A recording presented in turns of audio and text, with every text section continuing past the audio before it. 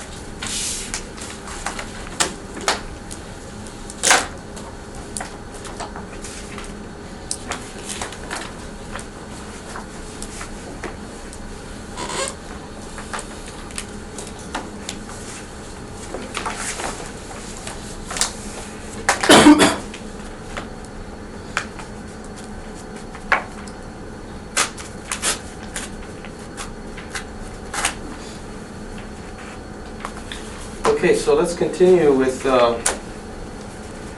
some discussion of the likelihood ratio again.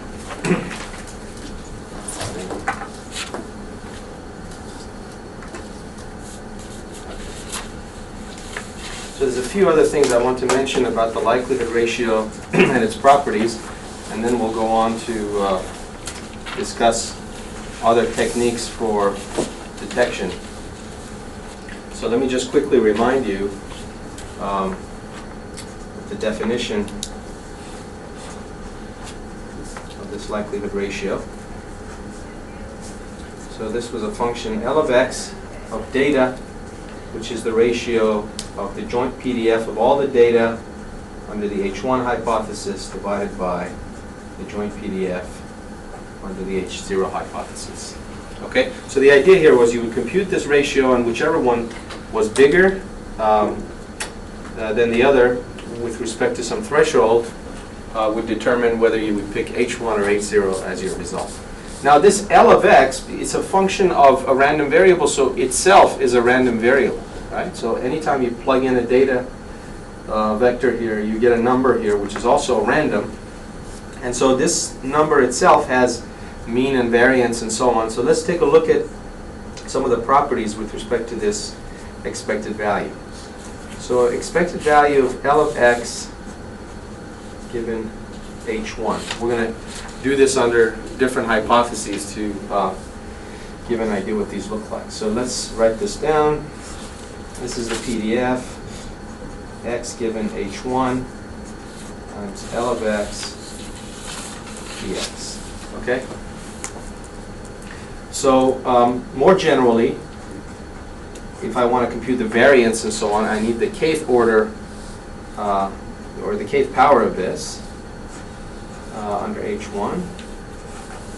So this is again the integral e of x given H1. Now I'm going to write this likelihood ratio here explicitly and raise it to the kth power. So this is p to the k x given H1 divided by p to the k x given H0 dx. Okay? All right, so let me manipulate this a little bit more.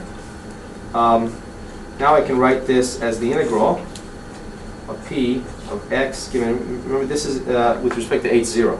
Instead I'm going to write it with respect to with respect to H1. I'm going to write it with respect to H0 this time. And if I do that, then I have to change the powers that I have here. So this one becomes p to the k plus 1 x given H1, p to the k plus 1 x given H0 dx. So what you see here is simply these will cancel out, and one power of p of x given H1 will get pulled out, and you'll get this thing back. So it's just an algebraic trick, okay, nothing more. All right, so why does this matter? Because now I can write this as the expected value of L to the k plus 1 power of x given H0. So something sort of strangely interesting has happened. The expected value of the kth power of L under H1 is the expected value of the k plus 1th power under H0. Okay, this is a completely unexpected property. If I had asked you to guess this ahead of time, you probably wouldn't have known that this is true. But it turns out it has some very interesting and useful properties. What was K again? I'm sorry? What was K again? K is any positive integer. What's the significance of K? Well, the different powers of L give you, so the K equals 1 gives you the expected value of L. K equals 2 will give you the mean squared value of L, Oh, so etc. it's got nothing to do with the sample length or... No, no, no, it's got nothing to do with that. That's right. It's just any positive integer. Okay? So it's a completely general result. So the length of the data is buried inside X. Okay? All right. So now let me rewrite this in a slightly different way. So this integral of, so remember this one, the way I wrote it here, as I wrote it in terms of dx, right? I don't have to write it in terms of dx. I can also write it in terms of dl. So it's a differential length in terms of L, not x. So this will become PDF of L given H1 times L to the K dl. Okay? And then that's equal to the integral PDF of L given H0 L to the K plus 1 dl. Okay? Now I have this dl, I can pull these to the same side and simplify the integral. I can write this as the integral P L given H1 minus L P L given H0 times L to the K dl equals 0.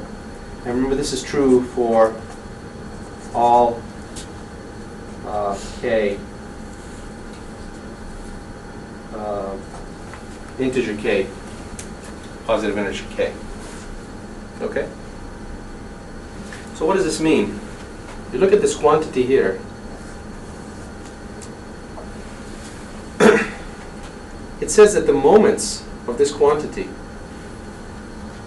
have to be 0 for every order. What does that mean? It means this quantity actually has to be identically equal to 0. Right? So that's the conclusion that you get here, is PDF of L given H1 is equal to L times PDF of L given H0. Okay? So this is an interesting result, and you'll see why in a second.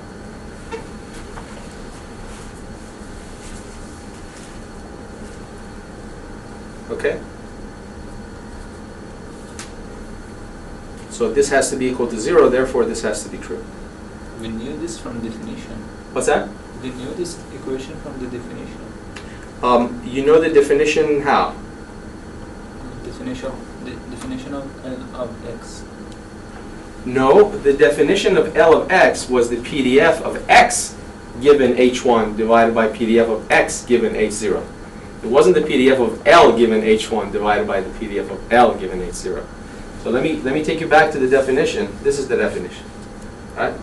This is not the PDF of L given H1. This is the PDF of L given H1. These two things are not identical. Right? So this is not a trivial conclusion from that. Does that make sense? Okay. All right, so now let's see where this gets us. Why is this at all useful? Let me remind you what the the probability of detection is. This is the integral from gamma to infinity, PDF of L given H1 dl, and the probability of false alarm, integral gamma to infinity, PDF of L given H0 dl. Right? Okay, now this result that we got, we can use this result to show you that the threshold that you use is in fact equal to the slope of the rock curve at any point. So let's remind you the slope was.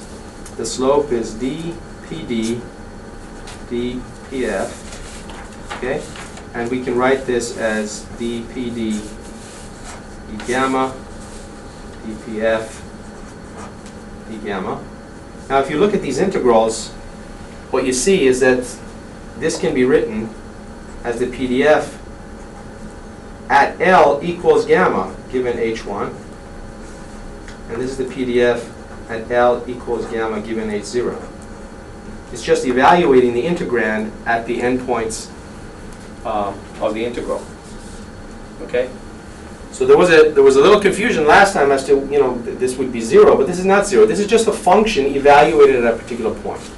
Okay, it's just a PDF evaluated at a particular point. So now I had this result, but I know that PDF of L given H1 is L times the PDF of L given H0, right? For every L. Now I can plug this into here.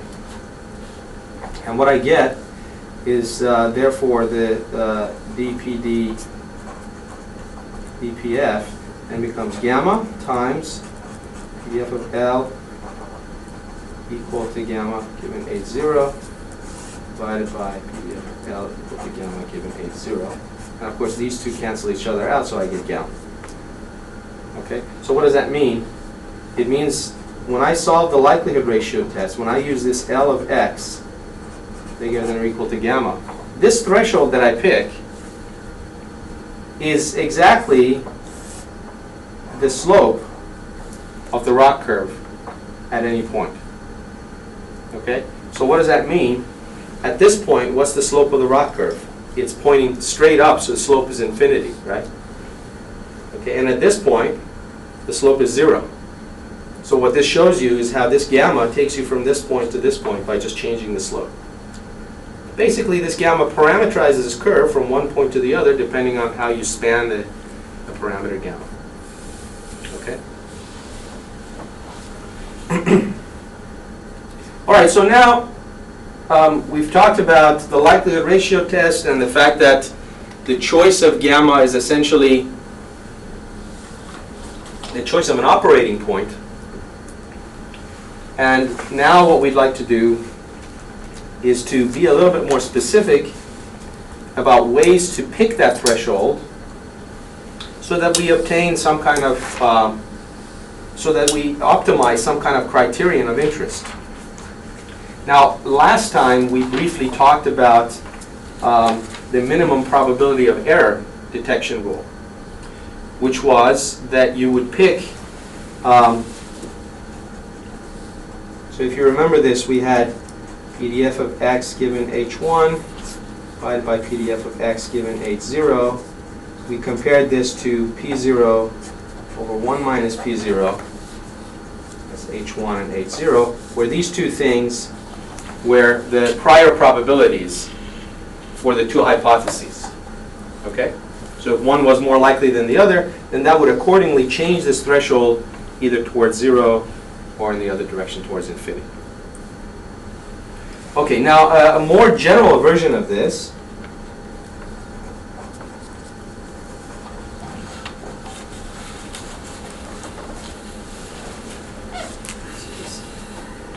seems to be dying out on me. What we have is called the minimum Bayes risk.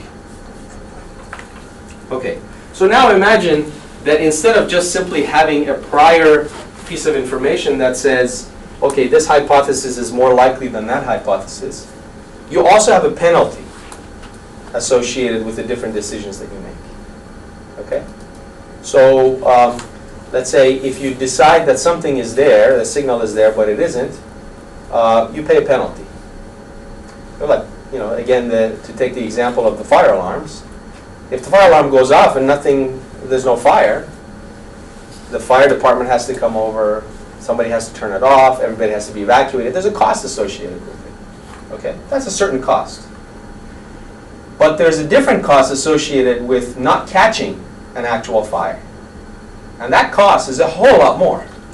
Right? People can die, building can burn down, etc. So the costs for the two mistakes are not the same. Okay? And in fact, there may be a cost associated with even making the correct decision. Why? Well, because in certain situations, even making a correct decision involves taking some action. Okay? So for instance, if there is a fire and you correctly catch it, you have to evacuate people, right? That's going to cost time, it's going to cost people's productivity, and so on and so forth. Okay? So the Bayes risk captures all of these things into one basic setup. And the risk, the overall risk, we call it risk, but you can call it a cost, you can call it an optimization criterion, whatever you want to call it. It's basically the following.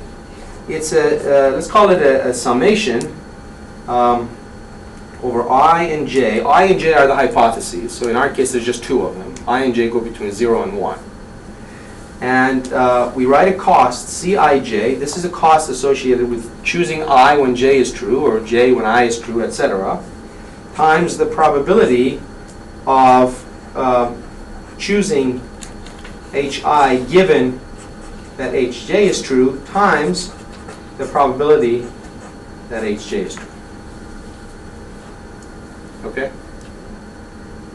So before, if you remember, for the minimum probability of error, we only took this into account. We only took the prior probability into account.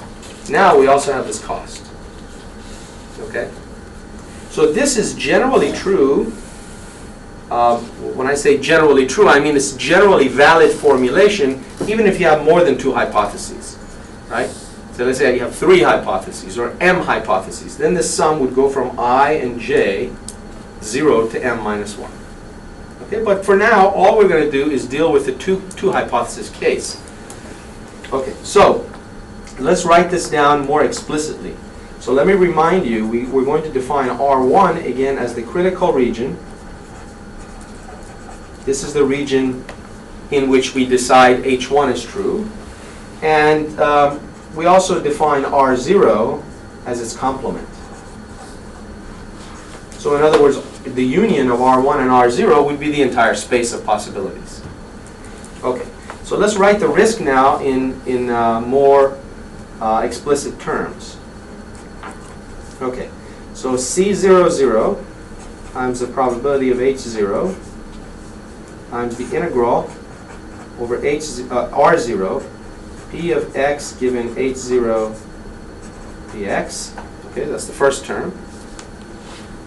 Plus C01, probability of H1, integral over R0 PDF of x given H1 dx, plus C01, probability of H0, integral over R1 PDF of x given H0 dx, plus C11, probability of H1, integral over R1, df of x given H1 dx.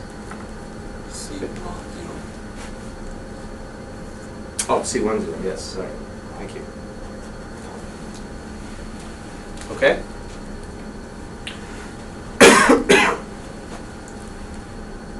All right, so each one of these, so this is the cost associated with picking 0, H0 when H0 is true, and correspondingly these are the costs associated with picking 0 when 1 is true, 1 when 0 is true, and 1 when 1 is true. Now if you don't have any costs associated with picking the correct decision, you just set this term and this term equal to 0, and you just deal with these two terms. That's fine. Okay? So we write it in the most general way possible, and then we look at special cases. You'll see that in a moment. All right.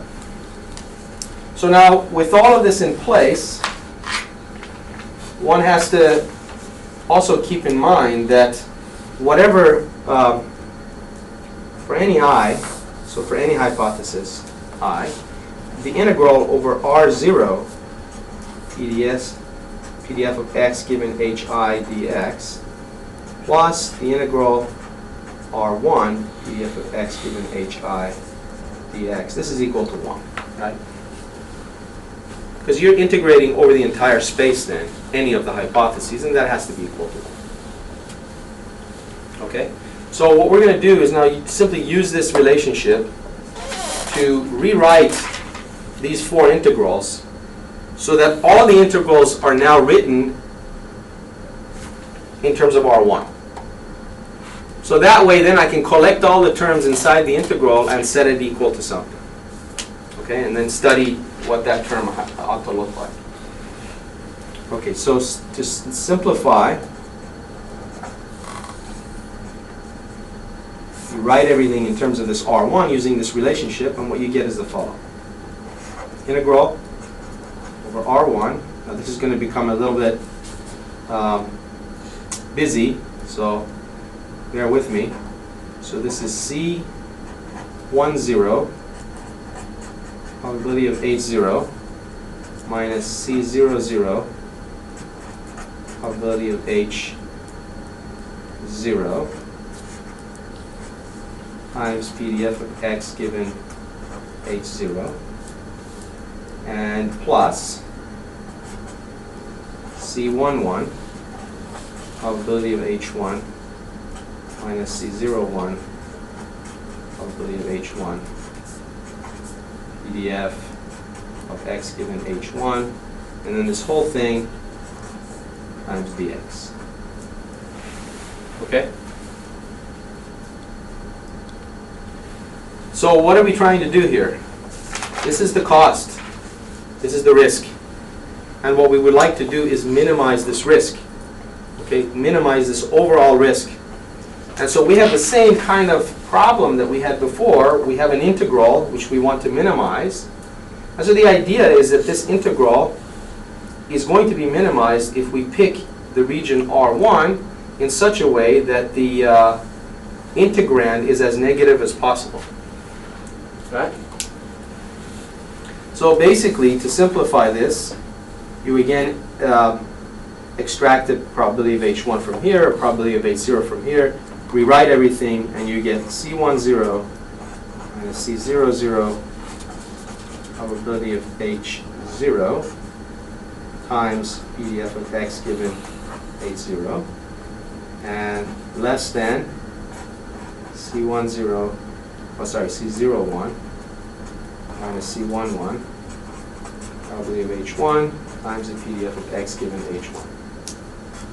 Okay?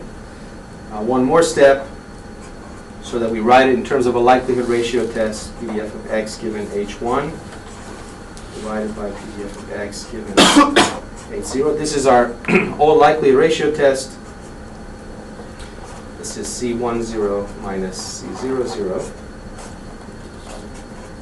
probability of H0 divided by C01 minus C11 probability of H1. And this is, you're picking H1 when you do that. Okay? So if you look at this, then it resembles very much what we did before, except for the fact that, well, for the likelihood ratio, for the simple likelihood ratio test, we hadn't specified a threshold. Here, the threshold is specified. And the way this is different than the minimum probability of error is that MPE just had this piece. Right? This also has this additional piece, which is the ratio of the costs. Now you have a few special cases. For example, if C00 is 0 and C11 is 0, then these two go away, and then you just have the ratio of the costs for making errors. And of course, those are getting multiplied by the prior probability of each one of these conditions being true. And so those become special cases.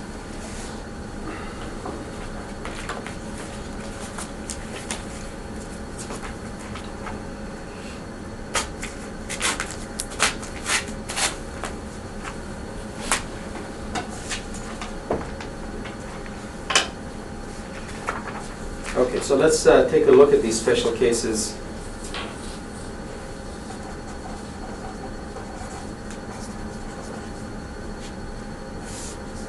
Okay, so special case 1, C00 is C11 equals 0, and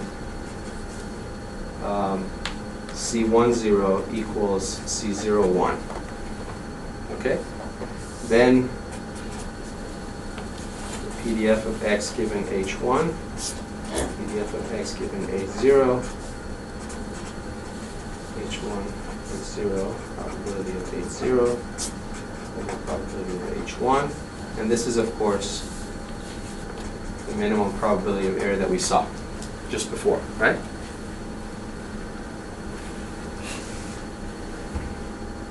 Okay, even more special case.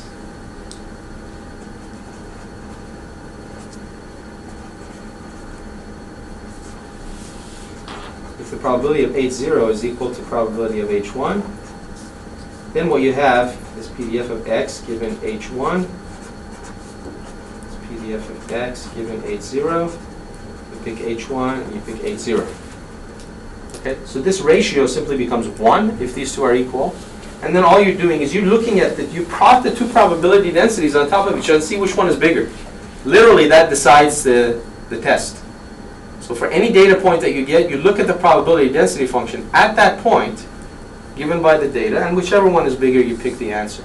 This is just another special case. It's called the maximum likelihood decision rule. Okay? Oops.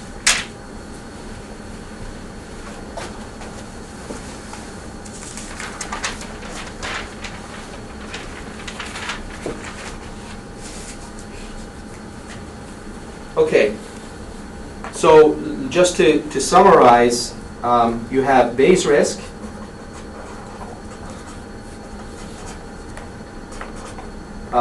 special case of that, you have minimum probability of error. Special case of that, you have the maximum likelihood rule. Okay? And all three of these,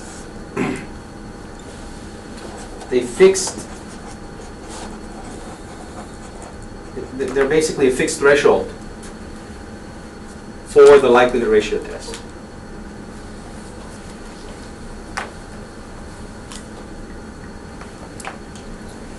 Okay, any questions so far?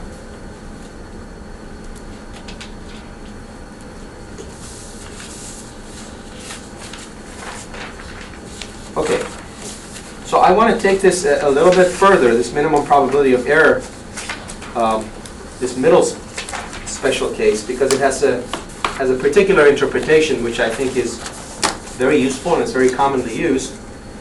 So let's write the MPE again. The f of x given h1, and the likelihood ratio compared to probability of h0 over probability of h1. This is when you pick h1. Okay, let's rewrite this in a slightly different way. What I'm going to do is just cross-multiply these terms, and that's going to give me EDF of x given h1 times probability of h1, EDF of x given h0 times the probability of h0. Okay? Now I have a conditional times this thing, and I have a conditional again times a prior probability. And what I'm going to do now is to reverse the order of the conditioning using one of the earlier rules that I showed you. So instead of writing PDF of x given h1, I'm going to write the probability of h1 given the data. Okay, and I can do that using Bayes' rule and conditioning just as before. So recall that you can write probability of hi given x, probability that this hypothesis is true given x. I can write this as the PDF of x given hi times the probability of hi divided by PDF of x. Okay? So if I now substitute this numerator, which is either one of these two sides, with the product of these two, then P of x cancels from both sides of the inequality, and what I get is probability of h1 given x is the probability of h0 given x. Okay? This is exactly equivalent to this up here, except that it's written in a different way. This is written in terms of the posterior probability of hi given x. whereas this is written in terms of the prior probability of HI. Okay? So this is the probability that H0 or H1 happens without ever having any data on the right-hand side. On the other hand, this asks what is the probability that either hypothesis is true after you've taken the data. And of course, very naturally, it picks the one that's more likely. Okay? So this rule has its own name. This is called the maximum a posteriori decision rule. Okay, so going back to this, the minimum probability of error is equivalent to the maximum a posteriori rule. Okay?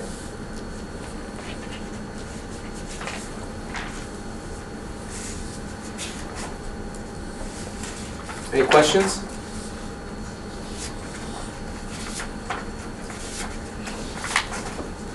Nope.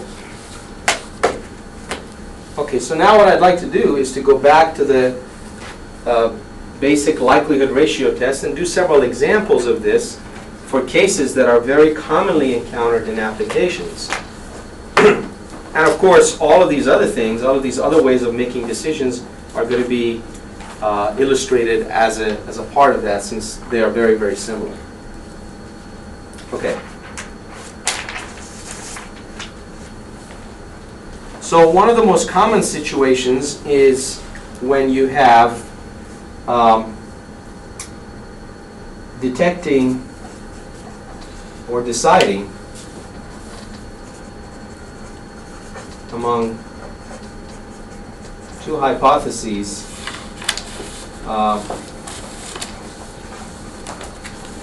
in the presence of Gaussian noise. So for instance, you might have under H0, your data might be, let's say, M0 plus W, where this W is noise. And under H1, X might be M1 plus W. Now in this case, I'm going to assume that this W is a Gaussian vector with zero mean and covariance R.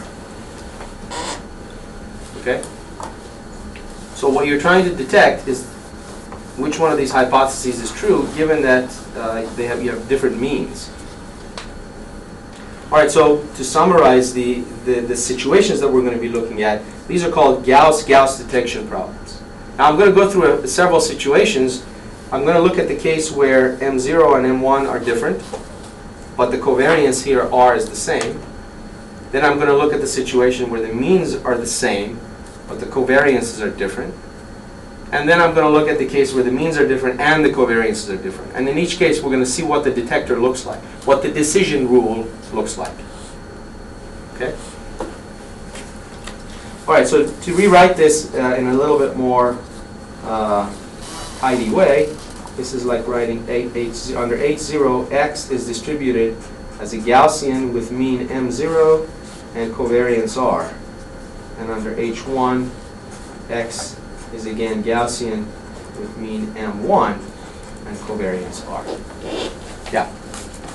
Why not just treat it as H0 as just the Gaussian noise and H1 as mu1 minus mu0? I mean, what's Well, you can do that. It turns out that there's no difference. Oh, The detector comes out to be the same. okay. Okay.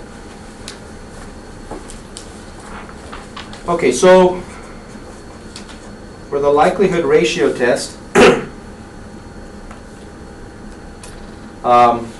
you have L of X is, well, the Gaussians are going to have some normalization factor in front of them, which is going to be dependent on the covariance only. But since the covariance is the same, that normalization factor is going to go away. So you get the exponential minus 1/2 X minus M1 transpose R inverse X minus M1. and this is the exponential minus 1/2 x minus m0 r inverse x minus m0. Okay? So this is the likelihood ratio test. Then what we're going to do is take logs again. So this L of x is going to be the log of this guy. This is what we call the log likelihood function.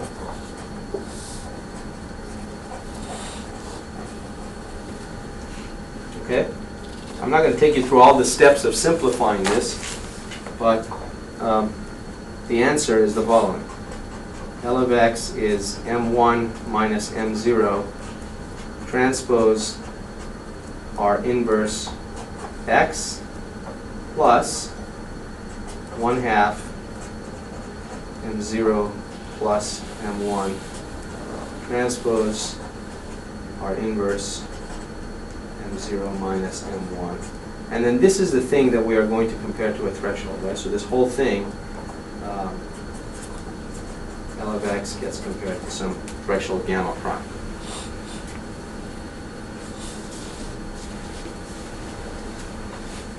So what's important about this, these are all vectors, right? X, M1, R is a matrix. What's important about this is to note that this whole right-hand side is a linear function of the data. Okay? So this is just a constant, right? And if we know the covariance and we know the means, this covariance doesn't matter.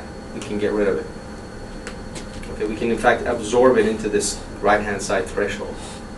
So the bottom line is that this right-hand side really is a linear function of the data, and the sufficient statistic, if you want to call it that, is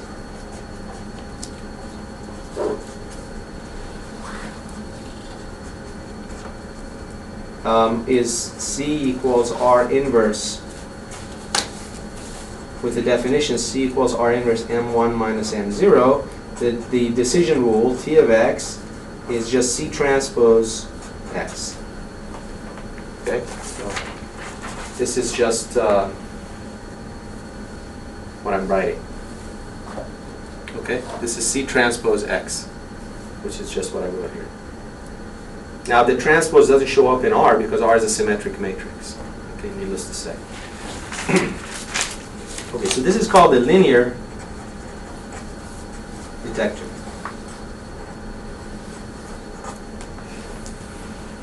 So for instance, if, let's say, as an example, if R is, let's say, identity, let's say M1 is a bunch of ones, and M0 is a zero vector, then C transpose X just is simply the sum of all the xn's. And equals 1. Okay, or the average. So what this really, all this is a weighted average of the data. And that weight, the weights inside C transpose simply depend on the distance between M1 and M0 times the inverse of the covariance matrix. Okay, so now let's go to the second case.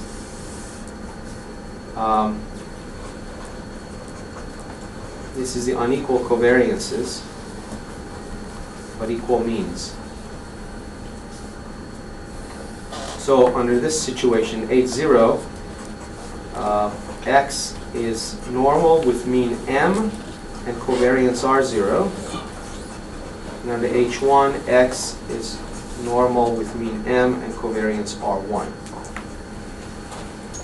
Okay? So M and M here are the same, R0 and R1 are different. In this case, the normalization factor doesn't cancel out anymore.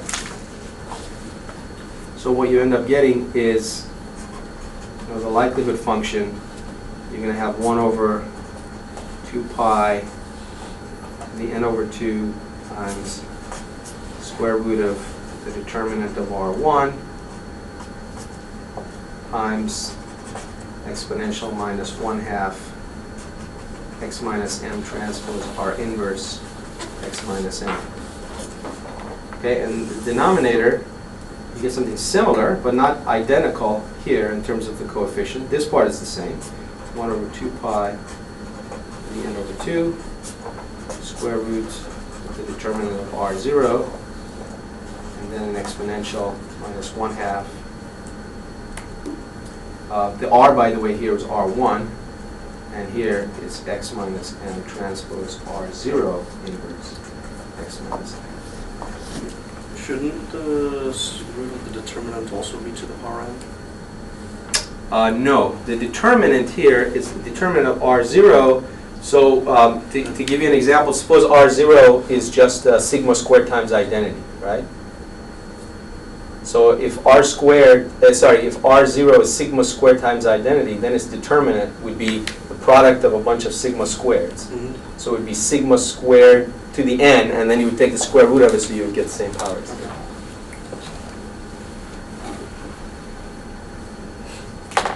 Okay, so then you'd simplify all of this, and what you get is the following. So you take the log and you simplify.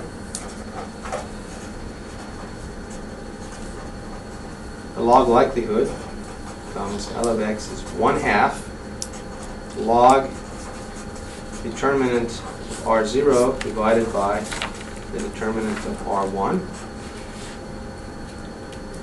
minus 1/2 x minus m transpose r1 inverse minus r0 inverse times x minus m. Okay? Now the structure of this thing is very different than the one we had before. The detector we had before was linear, just C transpose times x. Here, on the other hand, it's quadratic. So even if m is 0, this would be x transpose times some matrix times x, which is a quadratic function. Okay? So this is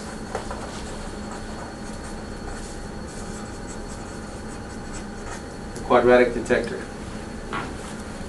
So just to compare to before, when you had equal means, yeah? Do you mention the last slide again? Sure.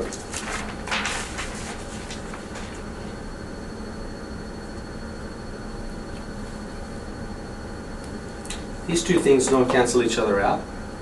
Yeah.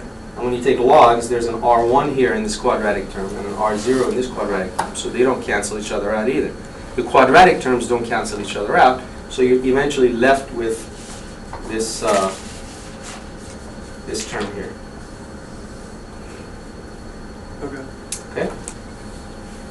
All right, so if the means are the same and the covariances are different, you get a quadratic detector. If the means are different and covariances are the same, you get a linear detector.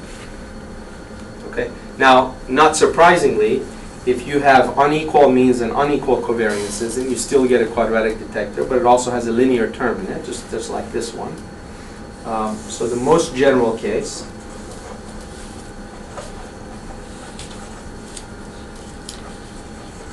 unequal means and covariances. I'm not going to take you through that. Just write L of x is 1/2 log determinant of r0 over the determinant of r1, and then minus 1/2 x minus m1 transpose r1 inverse x minus m1 minus x minus m0 transpose r0 inverse x minus m0.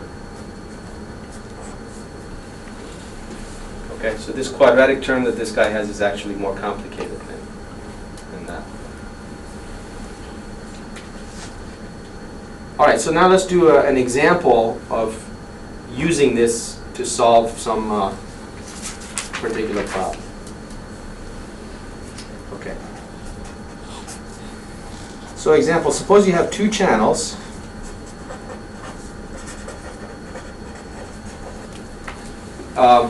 In which you're measuring a pair of signals. So in channel 1,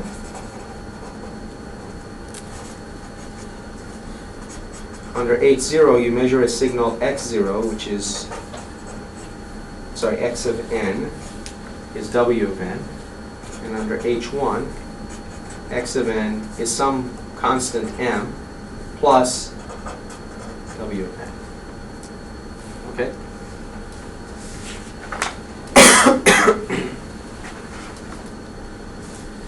All right, and then in the second channel, so these are scalars, and this w here is Gaussian, zero mean, and unit variance, independent, identically distributed samples. So in the second channel, again under H0, you have some signal y of n, which is, let's call it w prime of n. But under H1, you still measure just noise. Okay? So why, this seems like a kind of a strange thing to do. Why do I bother measuring these two channels? The reason why is because I want to see what happens when the second channel gives me some information about the noise in the first channel. Okay? So in other words, if I could, this is like a reference channel. Right? This reference channel is somehow giving me information, but not about the signal, only about the noise. So if it gives me information about the signal, about the noise, I should be able to do better in terms of detecting. But it doesn't if it doesn't give me any information, then I should be able to ignore it. Right? And the detector should be smart enough to tell me, hey, if W prime and W are not related to each other, just ignore the other channel. Okay, so let's see if that happens. The mathematics ought to be consistent with my intuition that this is in fact going to be the case. So what I'm going to do is to define a vector z of n, and this is going to be x of n and y of n. Okay? And z is now a vector, and I'm going to have two hypotheses now, h0 and h1. Under h0, z of n is going to be a Gaussian with zero mean, because these two are being picked. Okay? And let me say that the covariance matrix is 1, rho, rho, 1. So the covariance matrix that I'm writing here is, both channels are going to have, so this is also normal, zero mean, unit variance. So that's these two diagonal terms. And the off-diagonal term rho is simply measuring the correlation between these two channels. Okay, between the two noise components. Okay, and under under H1, z of n is normal with a different mean. Now it's going to be m and 0. This was just a vector of zeros. The same covariance. 1, rho, rho, 1. Okay? So now I have a Gauss-Gauss problem. The covariances are the same. The means are different. Okay? So I should be getting a linear detector for this. The idea here is that now that you know the procedure, you shouldn't have to derive the whole thing all over again. Okay? If I give you a problem like this, you should just know, or have in your cheat sheet or in the corner of your notebook, Gauss-Gauss problem, linear detector, and the equation for the linear detector is so and so. So let's write it down.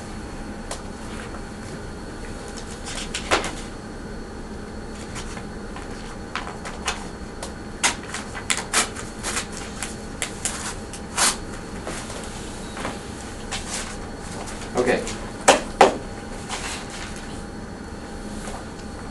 So M0 is 0, M1 is this M and 0. And then the covariance matrices are, of course, R0 equals R1, and that's equal to this 1 rho, rho 1. And we just call this R. Okay? So if you remember, T, the test statistic, is C transpose Z. Right? Okay, and then C is R inverse times M1 minus M0. This particular 2x2 matrix is very easy to invert. R inverse is 1 over 1 minus rho squared, 1 minus rho 1. Okay?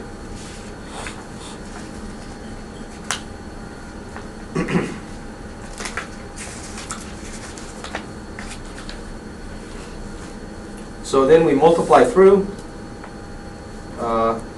C, which is R inverse M1 minus M0.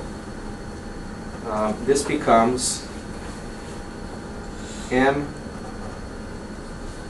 over 1 minus rho squared times 1 minus rho times x of n y of n. Okay? I'm sorry, C transpose, I'm screwing this up. This is, okay, let me erase this for a second. T of z is equal to C transpose R inverse, no. T of z is C transpose z, which is equal to that. Okay? So what I've done here is I've multiplied this whole thing out so that R inverse times M1 minus M0 is written over here. Okay, so this is C transpose. Okay, so if we multiply this out, what we get is M over 1 minus rho squared times x of n minus rho times y of n. This gets compared to a threshold. Okay? Now this part here is just a constant, and the rho, I can just forget this. So I presumably know both of these numbers, so I can just absorb this into the threshold. Okay? So the bottom line is your final S statistic is essentially x of n minus rho times y of n compared to a threshold. And this threshold is not the same as that threshold because I've absorbed this constant into it. Okay, so what does this mean? This is very informative in a way. If rho is very small, it's just ignore y. Right? Just use x. On the other hand, if rho is very close to 1, which means that x and y are very highly correlated to each other, or the two noise channels are very highly correlated to each other, what does it tell you to do? So if rho is very close to 1, it tells you to subtract x and y, and then compare to a threshold.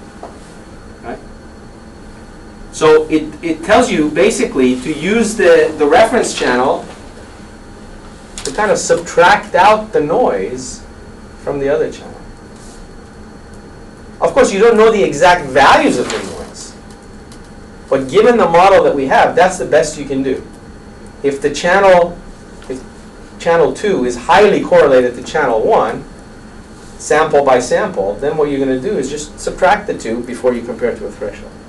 And kind of intuitively, that makes reasonable sense. Yeah? Here, should I use x1 minus rho y1, or should I use x0 y0 minus rho y0? Well, for any data point, this tells you for any data point, this is what you want to do. Okay. So what I've written down here is I've written this for a single data point, basically, right? Now, if you had multiple data points, then instead of this, you would have something that would have a sum in front of this.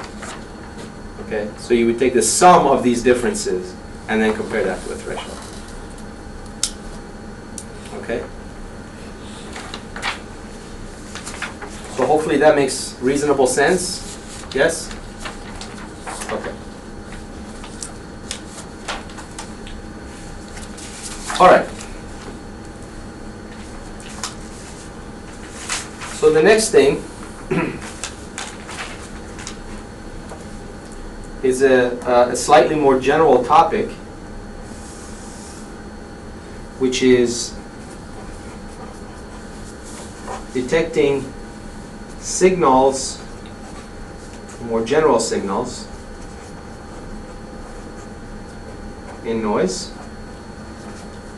Now, so far, all the signals that we've talked about have been kind of constant signals, right? You've got x is equal to some constant plus noise and so on.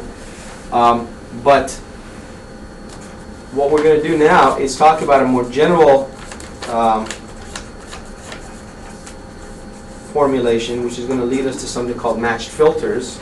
And you may have heard about matched filters in other contexts. This is the statistics or the statistical signal processing perspective on it. So the idea here is that you have two scenarios again. X of n is equal to W of n, and let's say you have capital N samples, and under H1, X of n is equal to some signal S of n plus W of n. Okay? So here, S of n is not constant anymore. S of n is just some general function. However, we know what it is. Okay? For instance, I tell you that I'm going to transmit a particular sequence of symbols to you. Okay? I tell you this, and then I go to my computer and I send it to you. Okay? Now the data that I send you through the computer goes through some communication channel, goes through a bunch of optical fibers. Maybe you're out somewhere in a different part of the world, and you get the sequence. Okay? What you get is you're not sure at any given point if you got noise or if you got the signal plus noise, but you know what to expect. And the thing you're expecting is the signal that I told you ahead of time. We agreed I would send you. Right? It's like our secret code. So now you want to detect it. Well, what would you do? Well, the kind of intuitive thing to do is to look for a match between what you expect to see and the thing that you've been sent. And that's the basic idea behind the match filter. And it turns out that the basic mathematical formulation gives you this intuitive notion as well, and you'll see.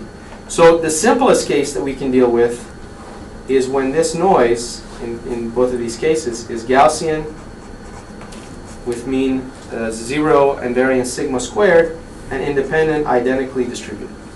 The match filter formulation can be written down for any noise distribution that you like, but the one where it comes out really simple is, and it's optimal, is the case where you have Gaussian noise. So let's write down the likelihood ratio test. This is the likelihood function. Okay?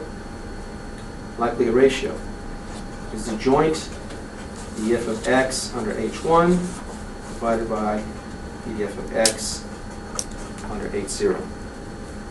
Now each of these samples under h1 is a Gaussian with mean S of n and variance sigma squared. Okay? This S of n is a known but deterministic function. All right, so what happens? This is equal to, they're going to have the same variance, so the coefficients in front of these are going to cancel. So you're going to get the exponential minus 1 over 2 sigma squared times the sum x of n minus s of n squared, and this n goes from 1 to capital N. And then in the denominator, exponential minus 1 over 2 sigma squared sum x squared n equals 1 to capital N. Okay? These two are both Gaussian distributions of dimension capital N.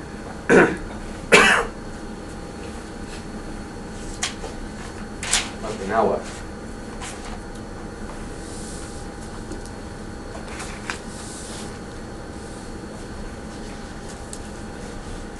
Okay, so again, we take the log and we simplify L of x. This is the log likelihood ratio, minus 1 over 2 sigma squared.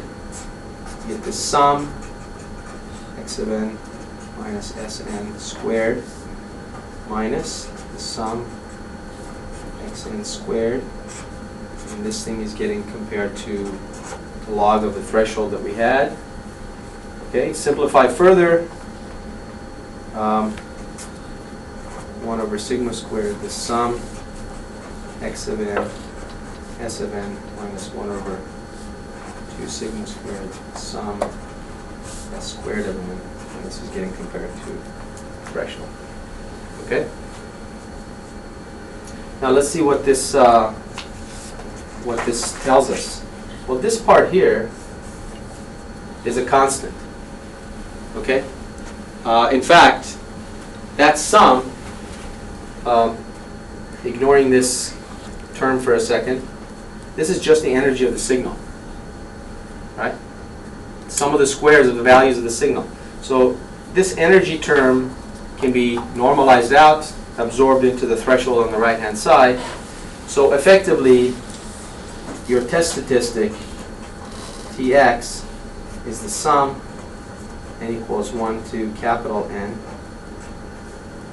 of x of n, s of n, compared to some other threshold, gamma prime. Pick h1 and you pick h0. Okay. Now if you take a look at this, this gives you an idea of why this is called a matched filter. Well, it's called a matched filter because what you're doing is sample by sample. You're multiplying your data point by the signal you expect to see, and you're summing everything up. What's another way of thinking about this? This term is in effect computing a correlation between the data that you receive and the data that you expect to receive if there was no noise. And then it's compared to a threshold. Okay? So it's not surprising that this is called a matched filter. So let's carry this through a little bit more. And again, if you look at this, this is a linear detector, right?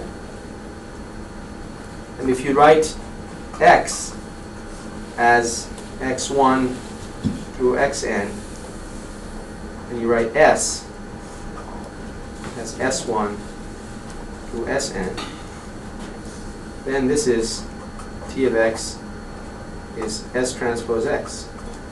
Right? Again, a linear detector. Okay, now what about its performance? Let's take a look at its performance.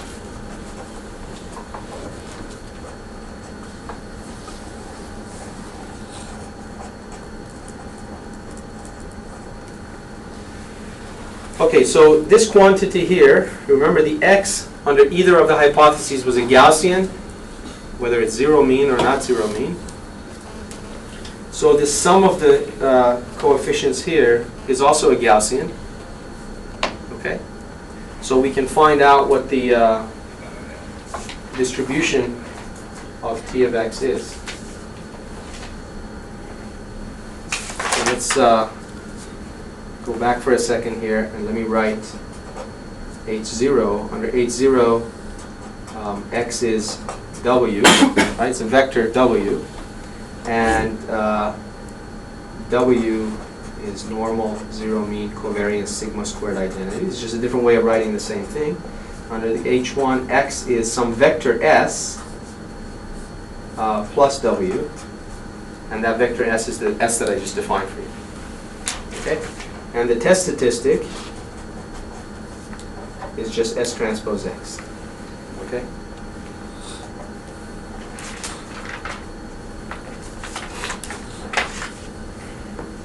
Okay, now, expected value of T given H0. This is expected value of S transpose times W, right? Because T is simply S transpose times W under this hypothesis. W is zero mean, right? So this is going to be 0. The expected value of T given H1 is expected value of S transpose times S plus W. Right? Okay, S transpose times W as expected value 0, and so this thing is going to be S transpose S. Okay? And S transpose S is of course the sum of S squared n, which we call E, or energy, in the signal. Does that make sense?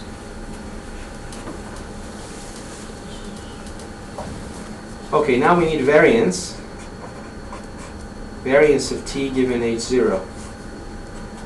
Okay, this is the variance of the sum of S of n times W of n. Okay? And this is equal to the sum of S squared n times the variance of W of n, because each of the samples of W of n are independent, identically distributed. This is sigma squared, so this becomes sigma squared times the sum of S squared n, or sigma squared times this E, which was the energy. Okay? And in the other scenario, the variance of t given h1 is exactly the same. Sigma squared times E. Okay? So, the bottom line is under h0, t, which is your test statistic, is 0 mean and variance sigma squared times E. And under h1, t is mean E and variance sigma squared E. Okay? So again, you have a Gauss-Gauss detection problem here. This is similar to one of the problems we saw earlier, where the signal that we were detecting was a constant. Okay?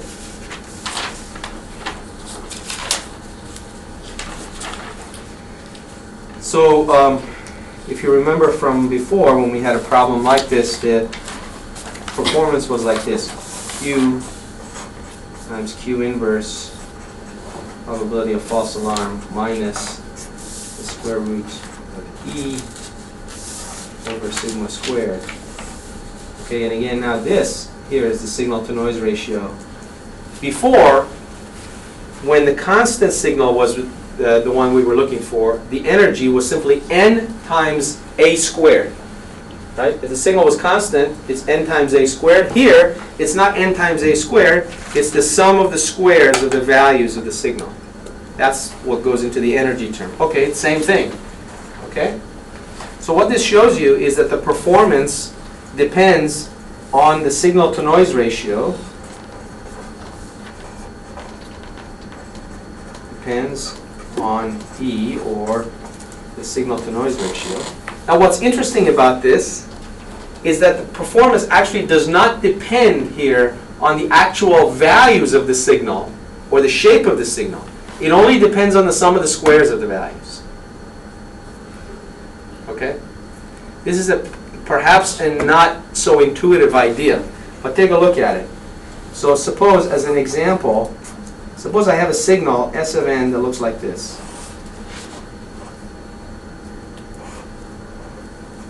Suppose this value is A, and then 0, 0, and so on. Okay, versus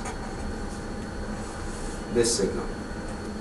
Suppose I have 0, and then I have A over square root of 2, 0, A over square root of 2, 0, and so on. 0 everywhere else. Okay? What's the energy in this signal?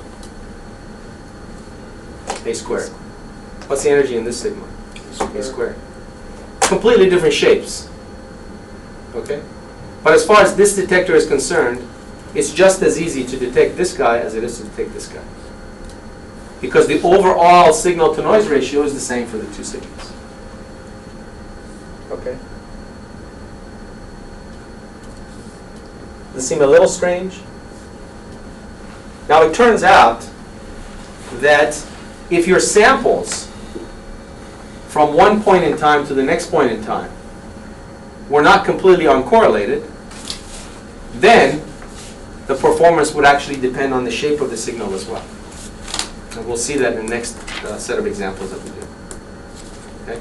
So if the samples are uncorrelated from one point in time to the next, then the performance depends only on the energy, the overall energy of the signal. Okay, questions? Okay. So, let me summarize.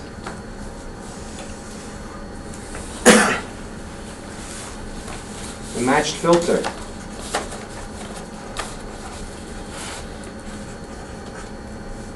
does the following. You measure a bunch of X of n's. These things are brought in. They are multiplied sample by sample by the signal you expect to see. These samples are then summed.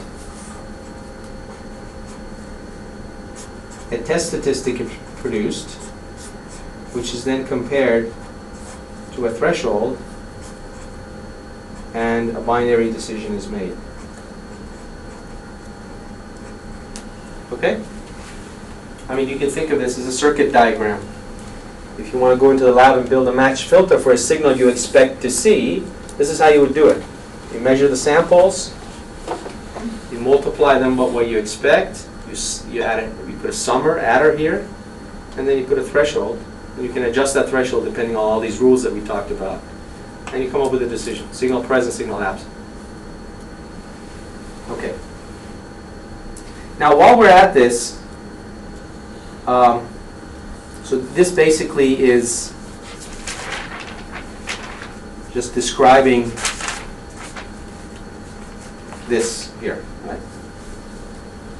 Or maybe I should just write it down. This is T of X, the sum equals 1 to n, X of n, S of n, compared to a threshold, H1, H2. Okay? So this thing is implemented here. Okay, there's several different interpretations of this, one of which I've already given you, but let me make it a little more specific. If you remember from a couple of lectures ago, we talked about the cross-correlation function. Okay? So recall,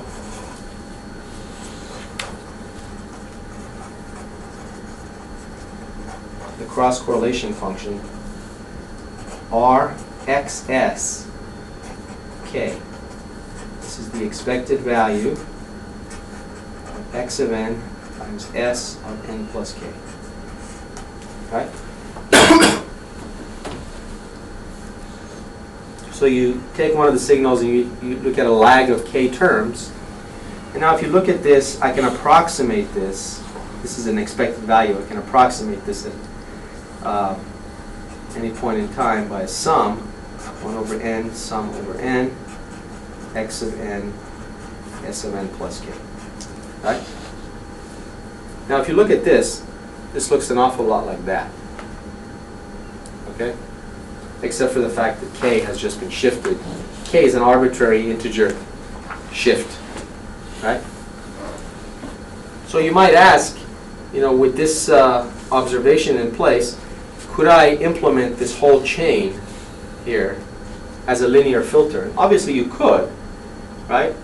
And so the question is, what would be the impulse response of that linear filter that you use to implement this whole thing? And not surprisingly, I'm sorry? S. Yeah, it would be S, but not in an obvious way. It wouldn't be S just stacked like this. It's actually a reversed version of S, as you'll see. It's not a terribly complicated thing, but it's a point worth making. Okay, so what I want is I want x of n to go into some filter, which is FIR, finite impulse response, and I want to get a y of n. And I want to design this so that it will actually do what I'm asking it to do. Okay, so remember y of n is x of n convolved with h of n. Okay, so what should the impulse response be? What should this be? It turns out S of n minus 1 minus n works. Okay, so this is kind of a time reversed version of this whole thing. Let me just remind you of what this is. So if you have a signal S of n, you do S of minus n, so this is a time reversal, okay? And then you shift it. You get S of n minus 1 minus n. How many samples do you shift it? You shift it to, you shift it by the number of samples that you have, minus 1. Okay. So once you do this, what do you get? Let me take you through the calculations.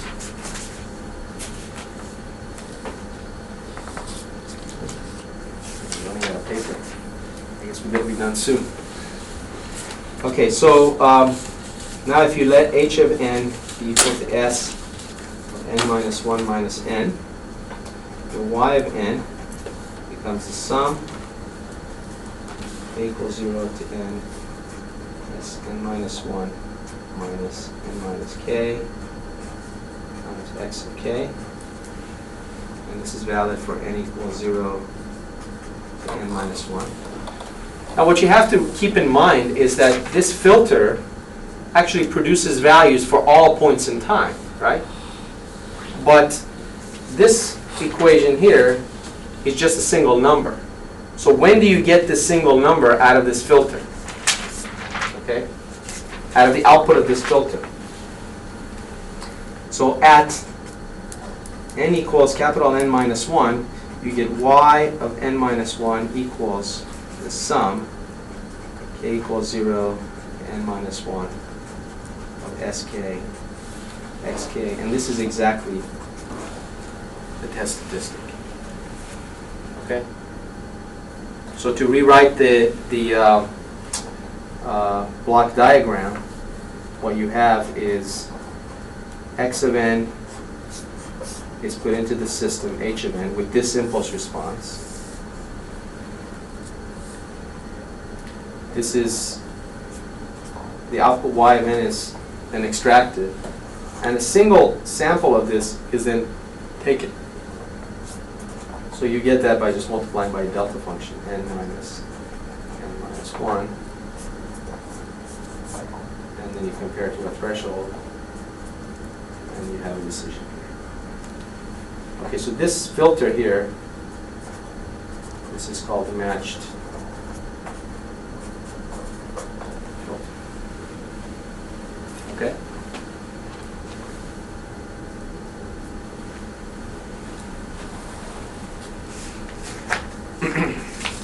Now this thing has a lot of other interpretations which are worth looking at. Any questions, by the way, about this? Okay.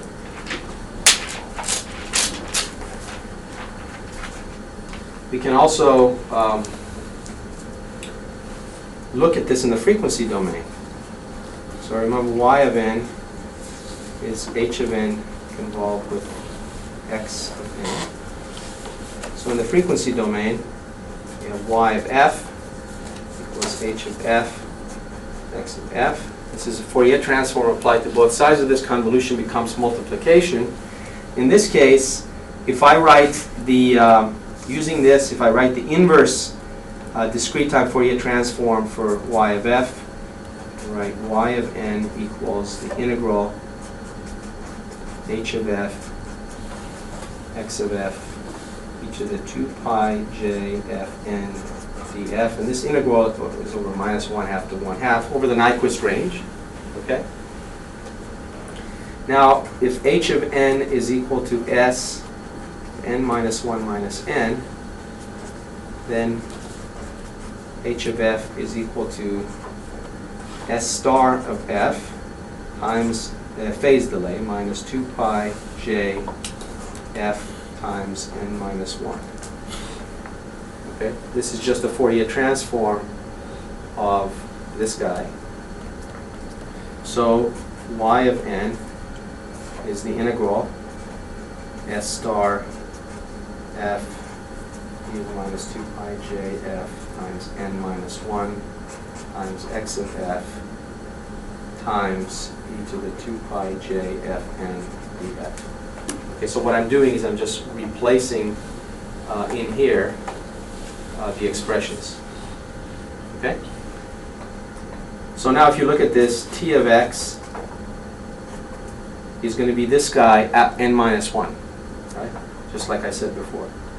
This is y of n minus 1. And this becomes the integral, the Fourier transform complex conjugate times f times x of f df. Okay? This is the frequency domain interpretation of a matched filter.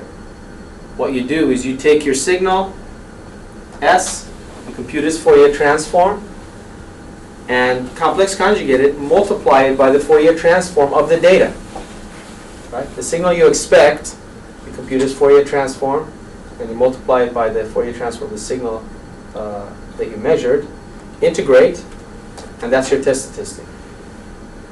And what's interesting is you're integrating over all the frequencies, right?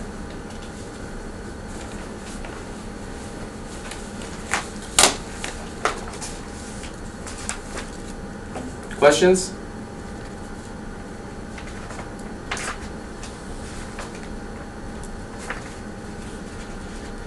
Okay, now all of the stuff that we did so far was for the case where you had Gaussian noise, and the idea is, does the matched filter make sense if your noise is not Gaussian? And the answer is yes, but your optimality criterion has to be something different. So the likelihood ratio test won't work anymore. What you have to define is something a little different, and it turns out we'll talk about that next time. If you design a filter at the output of this filter like this, at the output of this filter you can think of defining a particular type of signal to noise ratio. Right? So you have a bunch of data n, and that data has some signal to noise ratio. But then you process this data, you do something intelligent to it, and you get another sequence of numbers, which are these y's. Right? Those y's have a different signal to noise ratio. Okay? Because you've done something smart involving knowledge of the signal. Right? So by doing the processing, you have made a gain. This is called a processing gain. Okay? If you forget about the likelihood ratio test and just ask, how should I design my filter so that my processing gain is as large as possible? It turns out you will still get something that looks very much like the matched filter that we got, even if you don't assume Gaussian noise. Okay, that's one of the nice things about this matched filtering framework. You can do it to maximize SNR gain as well. Okay? All right, so I think we'll stop here, and we'll finish this discussion of the matched filter next time. Okay? All right, please don't forget to turn in your homeworks.